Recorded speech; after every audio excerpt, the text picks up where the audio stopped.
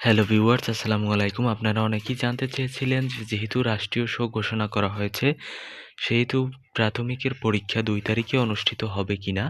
কিন্তু এখানে দেখেন স্পষ্ট বার্তা দ্য ডেইলি ক্যাম্পাসের রাষ্ট্রীয় শোকেও প্রাথমিক শিক্ষক নিয়োগ পরীক্ষায় বাধা নেই। আপনারা কিন্তু জানেন রাষ্ট্রীয় শোকে কিন্তু আপনার সরকারি, আধা সরকারি প্রতিষ্ঠানগুলো খোলা থাকে কিন্তু পতাকা থাকে অর্ধনমিত। এছাড়া সবকিছুই কিন্তু যাবতীয় কার্যক্রম চলমান থাকে। তো সুতরাং বিভ্রান্ত হবেন না। আপনাদেরকে যদি আমি ডিটেলে বর্ণনা করি, দেখেন এখানে বলা হয়েছে রাষ্ট্রীয় শোকে বাধা নেই।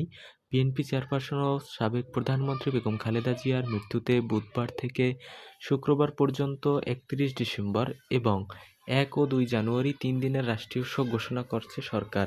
এরই মধ্যে শুক্রবার অনুষ্ঠিত হওয়ার কথা রয়েছে সরকারি প্রাথমিক বিদ্যালয়ে সহকারী শিক্ষক নিয়োগ পরীক্ষা।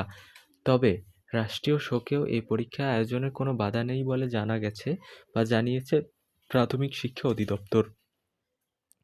এটা কিন্তু আজকেই প্রাথমিক শিক্ষা অধিদপ্তর দ্য ডেইলি ক্যাম্পাসকে জানিয়েছে। তো সুতরাং আপনারা কেউ বিভ্রান্ত না হয়ে ২ তারিখের পরীক্ষার জন্য প্রিপারেশন নিতে থাকেন। আর যারা এখন পর্যন্ত এডমিট কার্ডটি ডাউনলোড করেননি, দয়া করে এডমিট কার্ডটি ডাউনলোড করে ফেলুন।